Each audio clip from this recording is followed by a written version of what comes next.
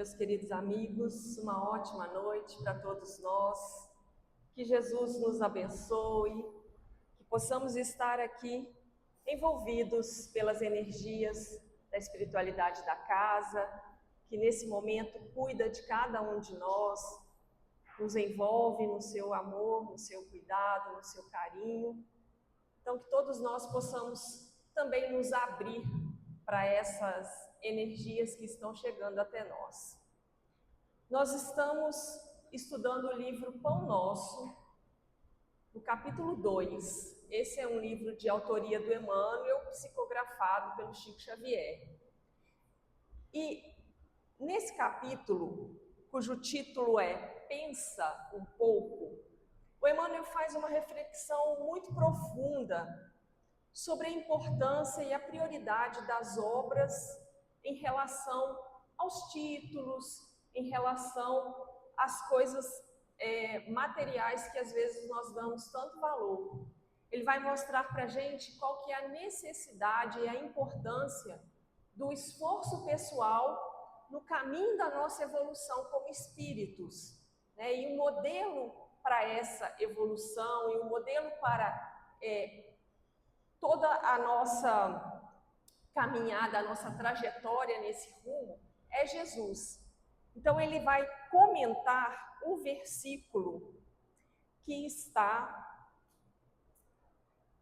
no Evangelho de João, no capítulo 10 do Evangelho de João, que é um versículo em que Jesus está conversando com os fariseus e ele diz que as obras que ele faz em nome do Pai, essas obras dão testemunho dele. Então ele diz: as obras que eu faço em nome de meu Pai, essas testificam de mim.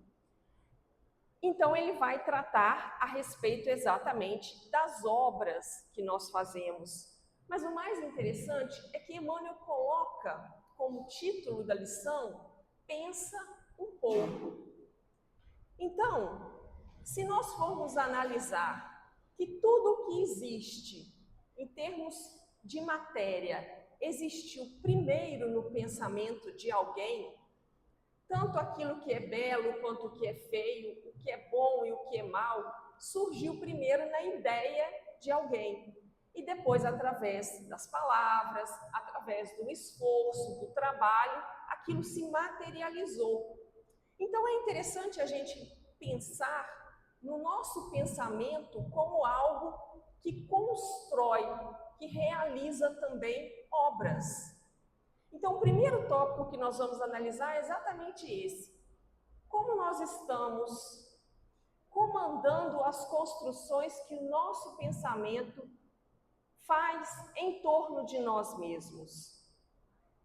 E tem uma frase, um tópico muito interessante, que está no capítulo do livro O Problema do Ser e do Destino, de Leon Denis, que ele vai trazer para a gente que tudo que há no universo, de nobre, de elevado, no campo da inteligência, da criação, ela vem de uma causa eterna, e essa causa é Deus, que é uma causa viva, pensante. Nós ainda não conseguimos ter uma noção do que é Deus. Então nós conhecemos Deus através dos seus atributos, através das suas qualidades, através da criação dele e através da figura de Jesus, que é o mais próximo que nós conseguimos enxergar de um ser perfeito, puro, divino. E aí Leon Denis vai nos dizer que quanto maior, quanto mais elevado é o impulso do nosso pensamento na direção dessa causa primária que é Deus, mais alto ele consegue pairar. E ali mais alto ele vai se defrontar com as luzes, né, celestiais, com as claridades, com as alegrias do sentimento, aquelas alegrias mais puras, forças poderosas. Então, quando nós conseguimos elevar o nosso pensamento, a gente entra em contato com essas forças criadoras, divinas, que vão nos trazer energia, que vão criar aquilo que é belo, aquilo que traz alegria e felicidade para o nosso coração. E aí ele vai falar que depois de cada voo desse, que o nosso pensamento busca essa energia criadora, ele retorna alimentado, mais vívido, mais esclarecido. E ele volta ao campo terrestre e retoma as suas tarefas. Né? E aí continua o seu processo de evolução, de crescimento, utilizando o trabalho através da sua inteligência, né? E aí criando coisas belas, criando obras esplendorosas. E ele vai falar que a gente consegue essa aproximação através da meditação. Mas não é a meditação como nós estamos acostumados hoje. Ele explica para a gente que é a meditação em que você entra em contato com um livro bom, ou uma música boa, uma música que tem um conteúdo elevado, uma arte, uma pintura, algo que te eleva o pensamento, que te eleva o sentimento, o padrão vibratório. Então, quando a gente faz uma boa leitura, ele vai dizer que é essa meditação acerca daquilo que a gente leu, que vai nos conectar com Deus. Não é a meditação simplesmente que a gente está acostumado hoje de esvaziar a mente e focar na respiração. Ele traz para a gente que essa meditação mais racional, nas coisas da criação, nos problemas, né, filosóficos mais elevados, isso nos proporciona esse contato com Deus, nos alimenta e a gente consegue retornar e criar belas obras. Então, se a gente sabe que o que caracteriza o homem, o que diferencia o homem do animal é o pensamento contínuo. O animal ainda está na fase de instintos. O homem não, ele já consegue pensar, discernir. Mas, porém, muitas criaturas ainda vivem no campo do instinto. E é interessante que Joana de Ângeles chama muito a atenção acerca disso na sua obra, psicografada pelo Divaldo. Ela vai dizer que a nossa vida tem sido uma série de automatismos.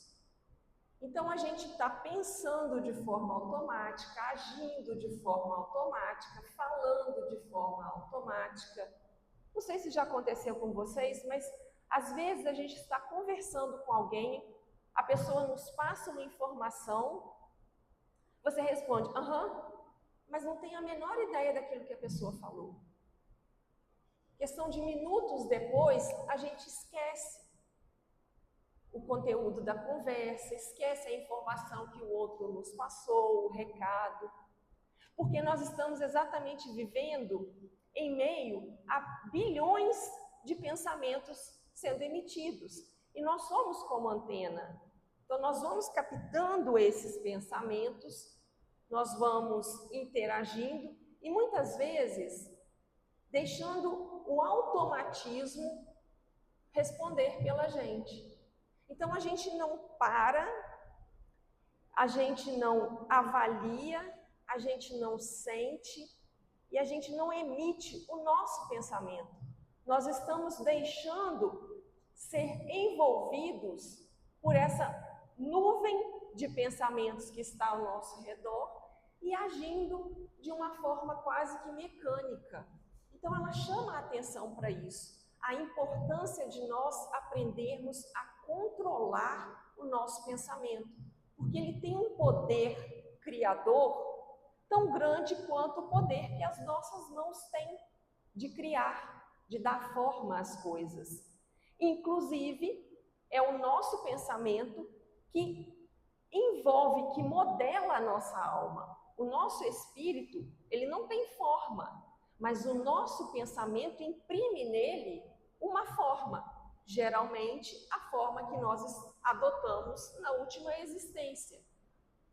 Mas tem espíritos que preferem se apresentar com uma outra roupagem, com uma outra forma. E eles podem, através do pensamento, imprimir aquela forma ao seu redor. Então, esses pensamentos, eles vão imprimir na matéria sutil, que é o nosso perispírito, a condição e a natureza dos próprios pensamentos. Então, se você tem pensamentos elevados, sentimentos puros, você tem um perispírito que condiz com essa condição. Um perispírito iluminado, um perispírito bem formado. Agora, se você é uma pessoa que está com transtornos no pensamento, preso em situações do passado, pela mágoa, pelo ódio, pelo rancor, com desejo de vingança, você vai deformando o seu perispírito. Então, isso também é uma construção nossa. E nós sabemos que tudo que está no nosso espírito, ele é impresso no perispírito e, consequentemente, ele se manifesta no nosso corpo. Então, se nós estamos desajustados psicologicamente, espiritualmente, nós vamos imprimir no nosso corpo esse desajuste através de doenças, através de problemas psicológicos. Então, isso também é construção nossa, obra nossa. Então, quando a gente fala em obras, nós não estamos falando só daquilo que nós podemos fazer externamente, mas a obra principal que o Evangelho nos propõe, que a doutrina espírita nos propõe, é a construção de nós mesmos. É erguermos um edifício interior com bases sólidas, com beleza. É nós conseguirmos fazer da nossa casa um lugar adequado para que o amor habite, para que o bem encontre abrigo. Essa é a primeira e a mais importante de todas as construções que nós precisamos levar em nossa existência, a construção de nós mesmos. Esse pensamento criador, ele pode ser uma causa da nossa elevação ou do nosso rebaixamento espiritual. E é através do pensamento que nós podemos ter descobertas na ciência, que nós podemos ter a elevação através das artes, seja ela de qualquer forma, na pintura, na música, no teatro, no cinema. Mas também o pensamento, ele vai criar todas as dificuldades, todas as misérias e todas as vergonhas que a humanidade passa hoje, que a humanidade deixa de forma tão transparente para a gente. Tudo se inicia no pensamento. E Leon Denis tem nessa obra dele o problema do ser e do destino. Aqui no Brasil, a gente acrescentou mais um problema, que é o problema da dor. Então aqui o título é o problema do ser, do destino e da dor. Mas no original não tem a dor. No finalzinho, um dos últimos capítulos desse livro, ele coloca um título chamado A Disciplina do Pensamento e a Reforma do Caráter. E ele vai ali nos mostrando que tudo se inicia no pensamento. Todas as reformas que nós precisamos empreender para nós conseguirmos evoluir, elas começam disciplinando aquilo que a gente pensa. Muitas vezes a gente se alimenta do que há de pior no mundo. A gente pega jornais, notícias, telejornais, e a gente fica buscando notícias ruins, e a gente não se contenta muitas vezes com aquilo que é mostrado ali, então a gente vai procurando em outras fontes, outros canais, se alimentando do que é ruim. E ele chama a atenção para isso. Naquele momento em que a gente está se vinculando a uma notícia, a um pensamento, nós estamos também criando em nós, ao nosso redor, essa atmosfera de baixo padrão vibratório. Por isso é importante, a gente pode sim ter acesso às notícias, mas é importante que a gente faça uma higienização do pensamento. Assim como a gente limpa a nossa casa diariamente, a gente precisa desse momento também para limpar o nosso pensamento, para que ele consiga estar em harmonia, para manter o nosso perispírito e o nosso corpo também em harmonia. Então é fazer uma boa leitura, é pensar coisas positivas, refletir sobre a leitura que a gente fez, quais as implicações morais daquela leitura, o que aquilo ali pode servir para o meu crescimento, para o meu engrandecimento. Então ele traz para a gente ali a importância de nós escolhermos com o que nós estamos nos vinculando no nosso dia a dia, o tipo de alimento espiritual que nós estamos tendo acesso. Porque hoje nós podemos ficar sabendo do lixo que acontece em todo o planeta, nós temos acesso a tudo, mas a gente precisa fazer essa seleção para que nós possamos manter a nossa casa em ordem. E aí Emmanuel vai nos trazendo agora, no texto da noite de hoje, o comentário dele acerca desse versículo. As obras que eu faço em nome de meu Pai, essas testificam de mim. E uma coisa importante a gente colocar, essa palavrinha que Jesus coloca, esse pedacinho, esse fragmento dessa frase, em nome de meu Pai. Quando a gente age em nome de alguém, nós precisamos refletir os atributos dessa pessoa. E Jesus reflete perfeitamente os atributos de Deus. Quando ele fala que age em nome de Deus, ele reflete as qualidades de Deus no seu grau maior, máximo. Agora, nós seres humanos ainda muito falíveis, a gente faz muitas obras em nome de Jesus. Mas muitas dessas obras em nada refletem a vida e os ensinamentos de Jesus. Se nós formos visitar a história, a gente vai ver que muitas guerras, que muitas perseguições, que muitos crimes, assassinatos foram cometidos em nome de Jesus. Então nós precisamos entender que quando ele fala em nome de Deus, em nome de meu Pai, ele está ali nos dando uma modelagem perfeita da vontade de Deus, dos atributos de Deus. E é isso que a gente precisa colocar em prática no nosso dia a dia. Quando nós viemos aqui e a gente, às vezes, assume essa postura em nome de Jesus, nós precisamos agir de acordo com Ele. Senão nós vamos estar incorrendo nos mesmos erros do passado. E Emmanuel vem nos mostrar no texto da noite de hoje. Eu vou fazer uma leitura rápida, é um texto pequeno. Ele começa assim: evulgar é comum a preocupação do homem relativamente às tradições familiares e aos institutos terrestres a que se prende nominalmente, exaltando-se nos títulos convencionais que lhe identificam a personalidade.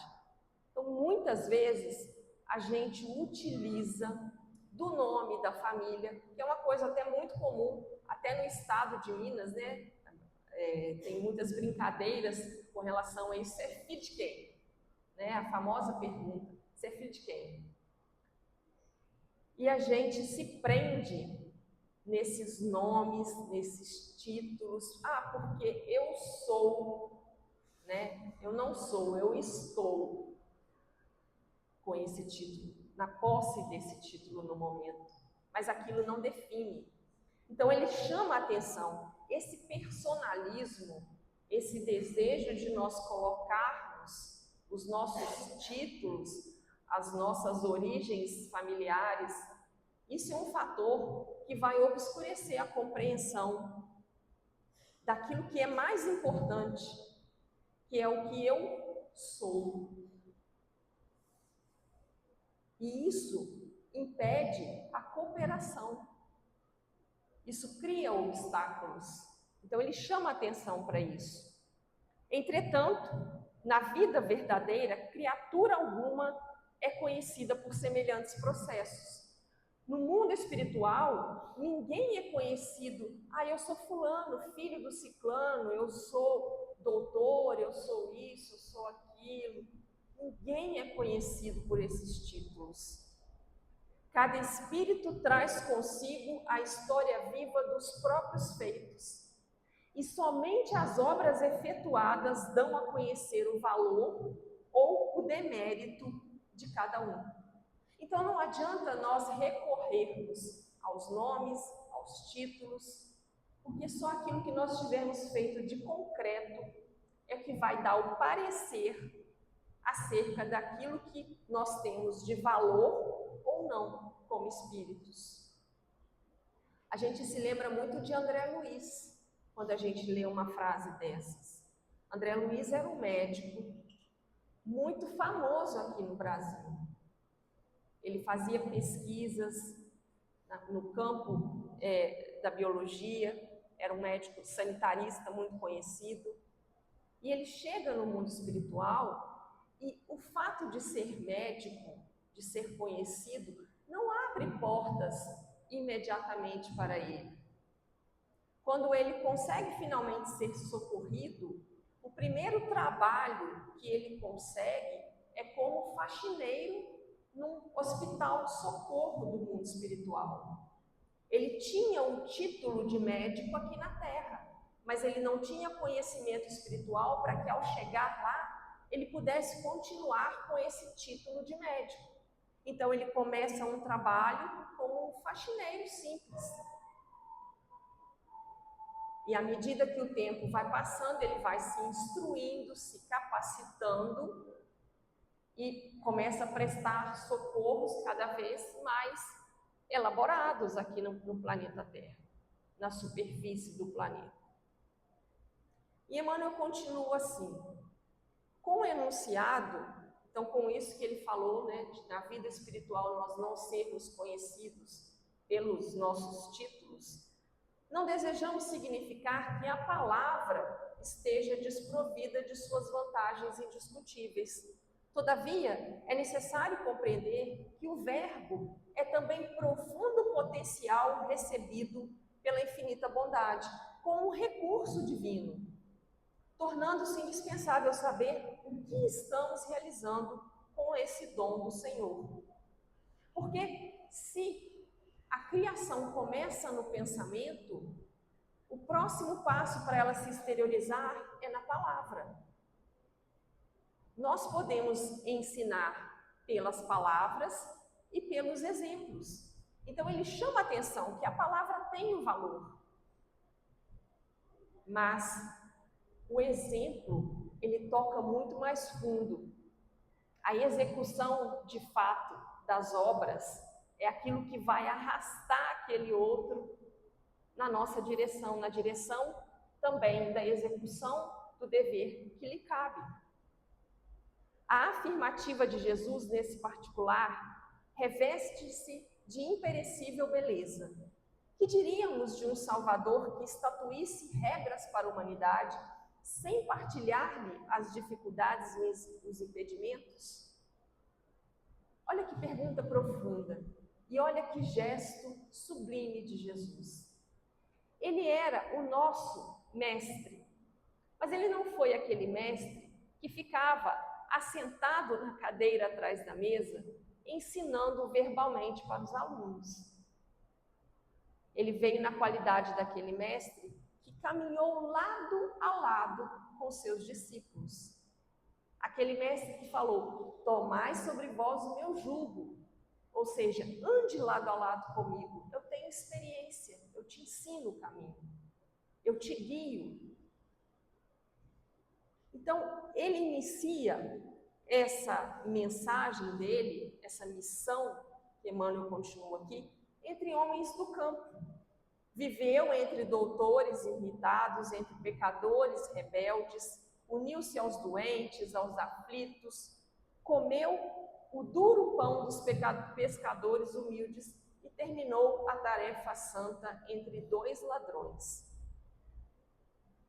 Jesus é aquele homem integral, ele vai harmonizar o pensamento, a palavra e a ação. Tudo é coerente. Ele não é alguém que fala alguma coisa e age de uma forma contrária. Tudo existe na mais perfeita harmonia quando se trata de Jesus e da sua vida. Mas ele chama a atenção para as condições que Jesus veio executar a sua tarefa. Ele fala que começou entre homens do campo, nasceu na simplicidade absoluta, sem nome de família, sem posses, sem nada. Viveu entre doutores irritados, que o testavam a todo momento, que estavam ali buscando colocá-lo em situações difíceis, criando armadilhas. Viveu entre pecadores rebeldes, entre pessoas ingratas que foram curadas e nunca mais voltaram para agradecer, deram as costas e se foram. Viveu entre os doentes, entre os aflitos, partilhou o pão com os pescadores e terminou entre dois ladrões. Olha que condições difíceis Jesus veio para servir. Cresceu numa terra estranha, trabalhou numa profissão muito simples, escolheu os menos favorecidos como companheiros. E nós? Quantas exigências nós fazemos para servir? Os companheiros de tarefa têm que ser verdadeiros santos. Têm que estar disponíveis a todo momento, têm que me compreender, fazer as minhas vontades, têm que ser qualificados para o trabalho. A família tem que estar em perfeita harmonia. As condições financeiras devem colaborar para que eu possa fazer a minha atividade, construir a minha obra. Mas Jesus não teve nada disso. E, no entanto, construiu a obra perene, a obra eterna, que está registrada nos evangelhos. E nós que somos muito menos, aguardamos as condições perfeitas para começar a construir essa obra. Que mais desejas? Se aguardas vida fácil e situações de evidência no mundo, lembra-te do Mestre e pensa um pouco. Desde a multiplicação dos pães, nós estamos procurando Jesus para nos servir, para nos saciar, querendo as facilidades. Não estamos dispostos a entrar com a parte que nos cabe. A pergunta que a gente precisa se fazer é: o que eu tenho executado na vida como aplicação das bênçãos de Deus que eu tenho recebido? Porque se pararmos para analisar, temos tudo o que necessitamos: inteligência, saúde, tempo. Só precisamos da boa vontade. Lá em João, no capítulo 6, Jesus vai dizer que a obra de Deus é que creiais naquele que ele enviou. Então, se a gente está falando de obras, Jesus faz uma afirmação dessas, que a obra é crer nele que foi enviado por Deus. Isso pode dar a falsa interpretação que basta que a gente acredite em Jesus, que a gente professe a fé e a obra está sendo realizada. Mas não é isso. Porque quando a gente pega a palavra crer ou fé, ela foi ao longo dos séculos tomando um significado diferente. Na cultura e no contexto que Jesus nos disse essa frase, a fé, o acreditar, era inseparável das obras.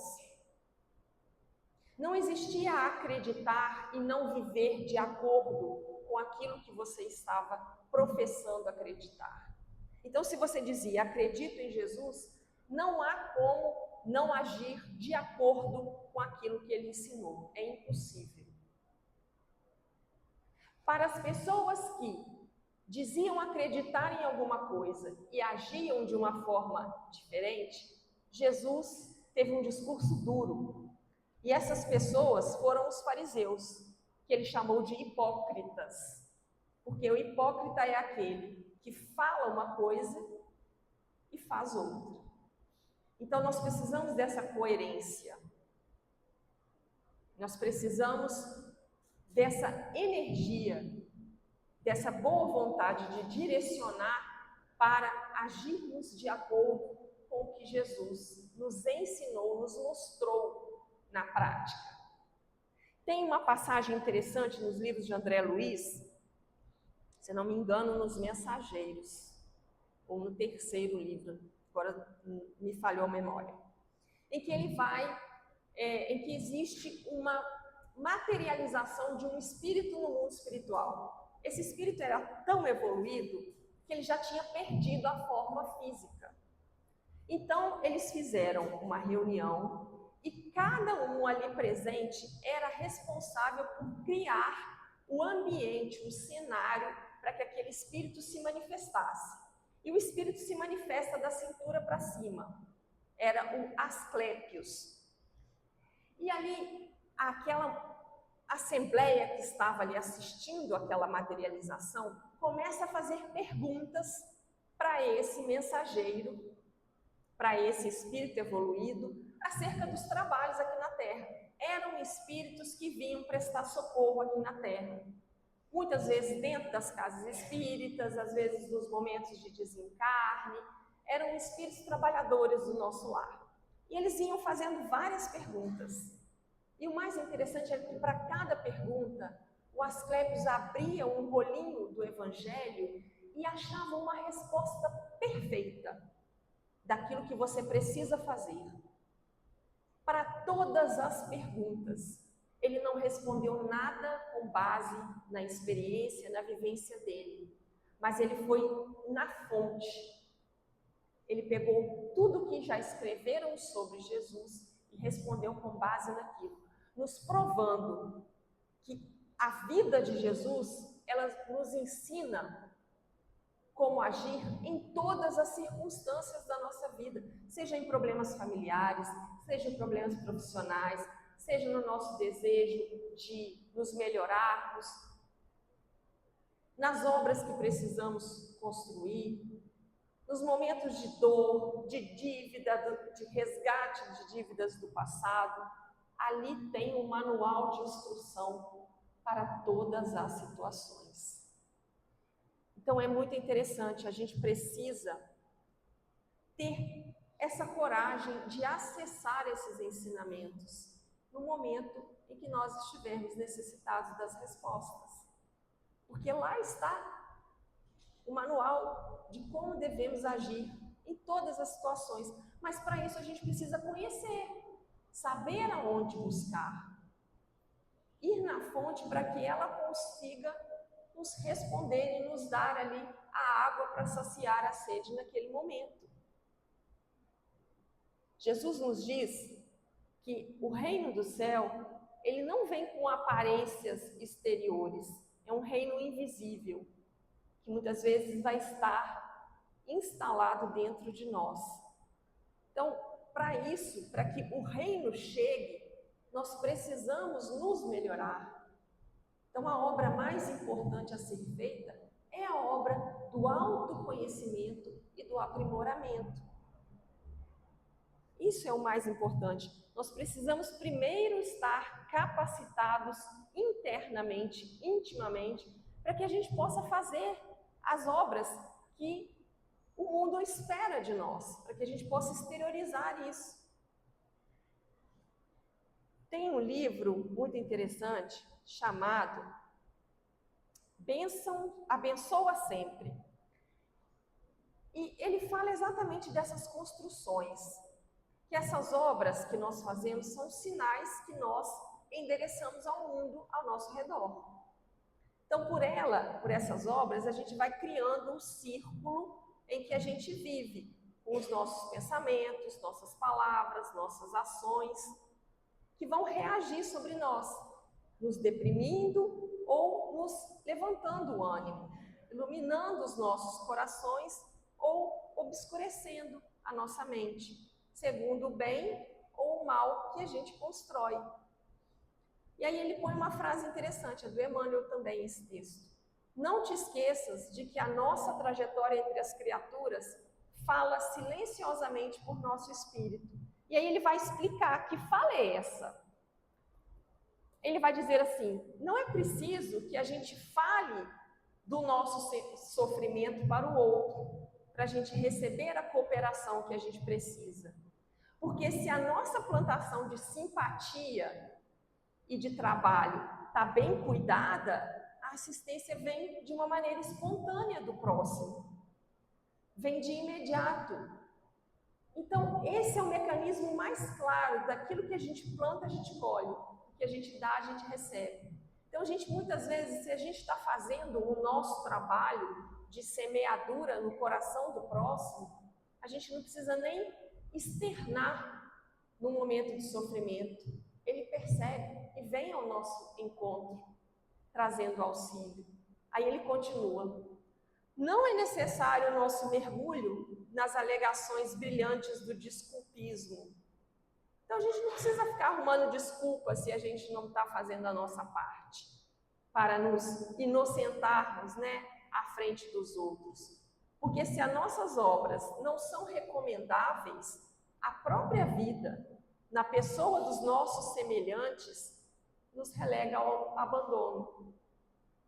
Então, se nós não estamos cuidando daquele jardim de pessoas que Jesus nos confiou ali, para que a gente estivesse agindo, cuidando, dando exemplo, mostrando aquilo que nós já somos capazes, quando a gente precisar, a gente só vai colher abandono e esquecimento. E aí no livro Palavras de Vida Eterna, Emmanuel traz para a gente uma informação importante.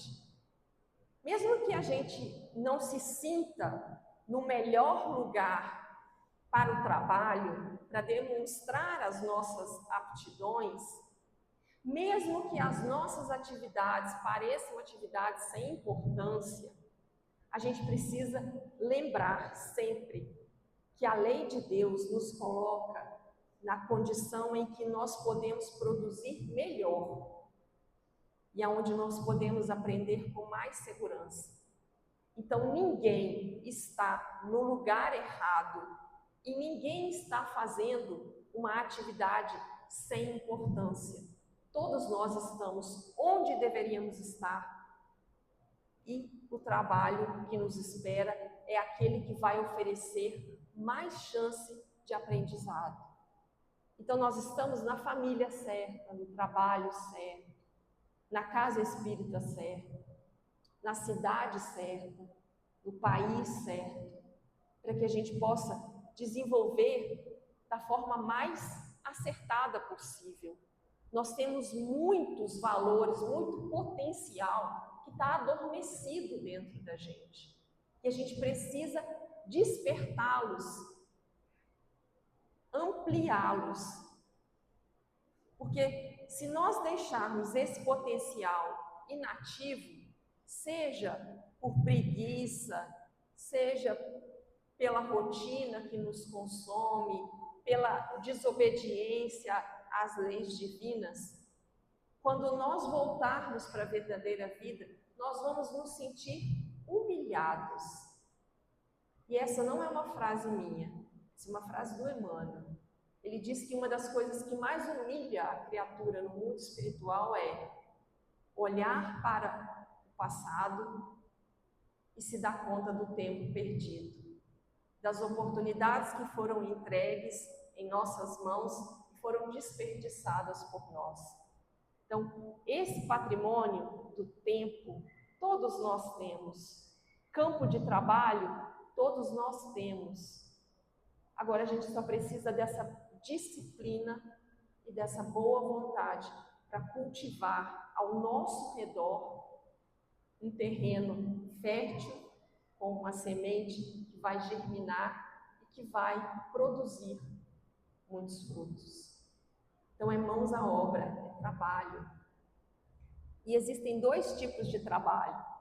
Tem o trabalho ação, que até muda assim o ambiente, mas é aquele trabalho que às vezes a gente age por agir, esperando recompensa, reconhecimento, aplauso.